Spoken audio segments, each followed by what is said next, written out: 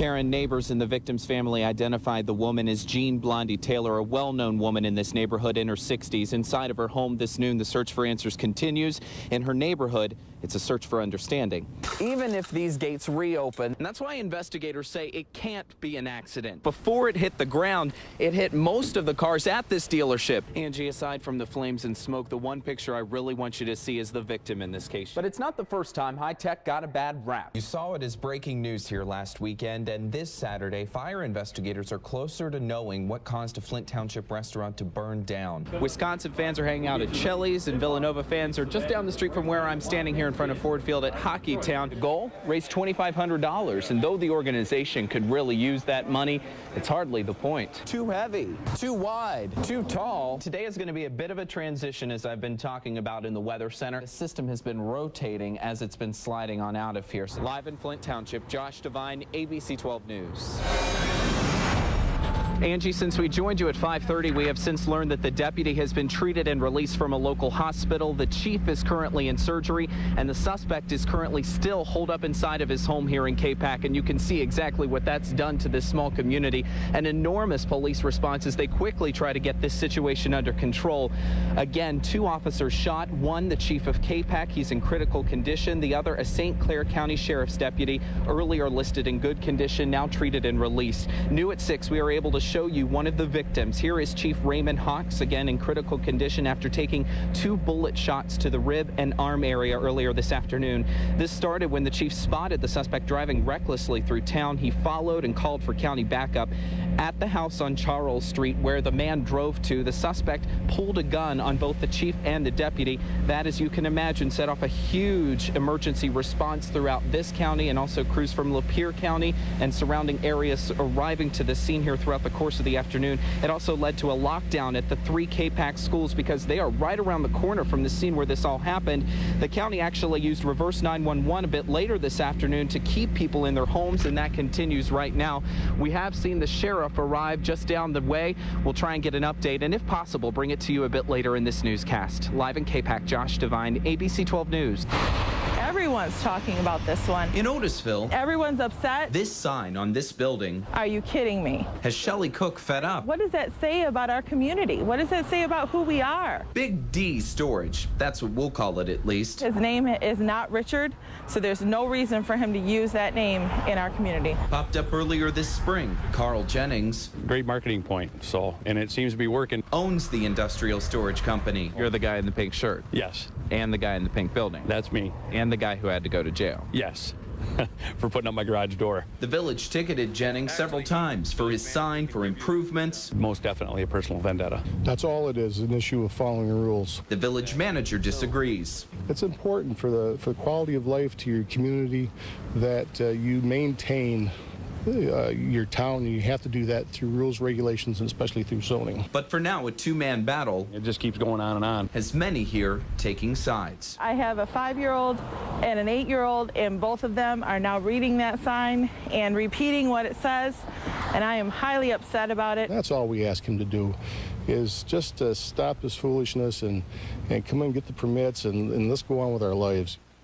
And that may not happen anytime soon. The owner of Big D told us he will soon sue the village, arguing its zoning laws aren't legal.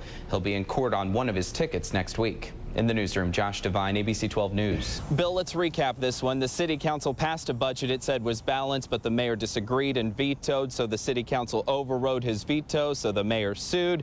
This back and forth battle is getting really old, especially for those in the center of it. Flint City Hall Friday afternoon. Quiet, but not content. This deficit spending has got to stop somewhere. On one side of the budget battle, Flint City Council, led by President Carolyn Sims. There is no money. In the meantime, more layoffs. It's not clear right now how many city workers are out of a job, though this morning, we need all the help we can get. The mayor blamed council. They could settle this in 5 minutes and put this city right back. This afternoon, the council president, well, you know. No matter which budget, we're going to have layoff, and it goes back to his exorbitant spending. The mayor's attorney, they remind me of arsonists, had words as well. They set a little fire, then they run away and watch them smoke on and take pleasure out of this. And I wish they would just do what's best for the citizens. He filed this emergency motion Friday. It asked the court to reinstate the funding for those certain departments that need to exist. It's one of several legal issues a judge could settle. It's about time they come back, wise up, get back to the table. But as for how bad it'll get, oh, that's a heck of a question. If everybody's drawing the lines in the sand, then there's no telling how bad it'll get, and I can't even imagine. there could be a positive sign. All sides in this one will meet with state treasury leaders in Lansing on Monday, then return to court Tuesday. Live in Flint at City Hall, I'm Josh DeVine, ABC 12 News. Terry, we shot our story around noon today. The party was already well underway, very vocal, plenty of beverages. Last year, the county sheriff's department arrested about 10 people on the 4th of July. They're aiming for lower numbers tonight, but admit it's going to be a challenge. There's a lot of people out here. It's a good time. What was once at Pig Beach on northern Lake Fenton, A lot of girls. That's the main thing. is now on its south end, practically Bill Clark's backyard, better known to partiers as Pig's Point. Probably knee-high in some areas and up to waist so they can kind of congregate from one boat to the next. The risk? That's the problem spots we see right there. Linked pontoons, 11 of them tied together by lunchtime. Captain Chris Swanson expects many more as the sun sets. We won't tolerate drunk driving. We won't tolerate lewd behavior. We won't tolerate public indecency. To make it happen, the sheriff's department will put about 6 people on jet skis and about another 14 in boats are actually in the water. Some of them in uniform, some of them not. We know where the trouble spots are. We have a paddy wagon here that's going to be loading them up, keeping them nice and cool until they make it down to the jail. Past problems? Fortunately, it goes with the territory. Required action.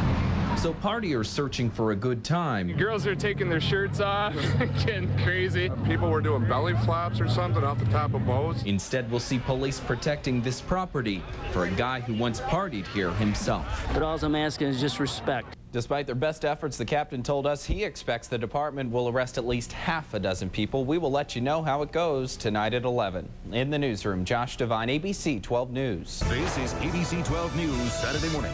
Your trusted source for news, your safest place in bad weather. 7 o'clock. Hey, good morning to you. Live look through the Holly Skycam on your Saturday, April 15th. Sun's coming up. It's going to be a beautiful weekend. Thanks for waking up with us, Mid-Michigan. I'm Josh DeVine. And I'm Matt Franklin. It looks like this weekend is going to be close to picture perfect. As the mayor considers those reorganizations, some on city council have now raised some additional financial concerns. Members of the board threw up red flags when they saw this list. It shows pending vendor invoices not being paid because of what's being called department holds. That list shows unpaid bills that total some $3 million. They have a cash flow problem. Auto News this morning, 5 General Motors plants are now warning of a possible strike. Those singled out include the truck assembly plant in Flint, 2 others in Lansing and Warren, and 2 more in Ohio and Texas. So it turns out $10 for an airline ticket, it's not enough. Skybus Airlines, which offered at least 10 seats at $10 apiece on every flight, has stopped flying altogether. It is shutting down and filing for bankruptcy. Skybus says it couldn't deal with the rising fuel costs and the faltering economy. Passengers who had booked flights on Skybus as far off as September could get full refunds. In a rough week for the airline, Skybus was not alone. Both ATA and Aloha Airlines have also made decisions to close up shop. So imagine going to the historic Smithsonian Museum only to find a mistake at one of the exhibits. Coming up a little bit later. Police in San Antonio, Texas are trying to figure out why a man shot and killed his wife's doctor outside a medical office building before being critically wounded by a police officer. A department spokesman said an officer found the suspect standing over the doctor with a gun in his hand. The doctor died at the same hospital where the suspect this morning is listed in critical condition after undergoing surgery. 2 people are in the hospital this morning after a shooting at a fast food restaurant. This one happened Friday at a Wendy's in Kansas City, Missouri. Police say 3 suspects walked into the restaurant around 4 o'clock and opened fire. An armored car driver was hit. A store employee was also hurt before the 3 suspects fled the scene. Police believe the suspects were trying to rob the place, and this morning they're still looking for them. Michigan's chance to go to the polls for a second time for a do-over Democratic presidential primary. It's officially a no-go. This morning, students are on alert on the campus of Western Michigan University. Health experts there are urging students to take antibiotic shots after a student died of meningitis. Doctors believe the 19-year-old died in his sleep Wednesday from the bacterial form of the disease. The freshman was living at a residence hall on campus, and health experts are working to find anyone who may have come into contact with him. Mid-Michigan this weekend is mourning the loss of a man who spread Christmas cheer around the world. Wally Bronner, known to many as Mr. Christmas, died Tuesday, just days after announcing he had cancer. Visitation starts today in Frankenmuth and runs through Monday at the Cedarburg Funeral Home. Services for the funeral begin Monday at 10 o'clock at the funeral home. Another service follows at 11 o'clock at St. Lorenz Lutheran Church. Well, imagine going to the legendary Smithsonian Museum only to find a mistake at one of the historic exhibits. A mistake. That's what happened during a tour, and the person who caught the error was just 11 years old. I just cannot believe it. That's fifth grader Kenton Stufflebeam of Allegan, Michigan. During a visit to the National History Museum in Washington, D.C., he noticed a mislabeled error in the prehistoric exhibit. So trusting the teacher who taught him the lesson, it's always good to trust your teacher, he simply filled out a comment card. Months later, he got an official letter back from the Smithsonian congratulating him on being, quote, absolutely spot on in pointing out the mistake. It was really rewarding as a teacher. Confusion and upheaval are growing in Zimbabwe this morning, where the ruling party of President Robert Mugabe is calling for a runoff election without ever releasing the results of last Saturday's vote. 30 degrees at 7:49 on your Saturday morning, but temperatures just going to go up from here. Yeah, with loads of sunshine. As the annual Old Timers hockey tournament is going on at Iceland Arena in Clayton Township. Some 50 teams, nearly 300 players in all, will compete in this year's tournament. The first of the games starts at the top of the hour, and joining us live, the director of the event. His name is Bill Everett. Bill, thanks for waking up with us this morning. How are you doing today? Bill, can you hear me? Apparently Bill can't hear us, so we'll try and get back with him in just a few moments. We'll be right back after a quick break. So you have to be under a rock to not know this one, but it's a special weekend for college basketball fans. That's because for the first time in the history of the NCAA college basketball tournament, all of the #1 seeded teams are in the Final Four. Looking forward to 3 good games this weekend. Here's Kurt Sandoval with the preview of all the excitement fans will see on the hardwood. In San Antonio, Texas.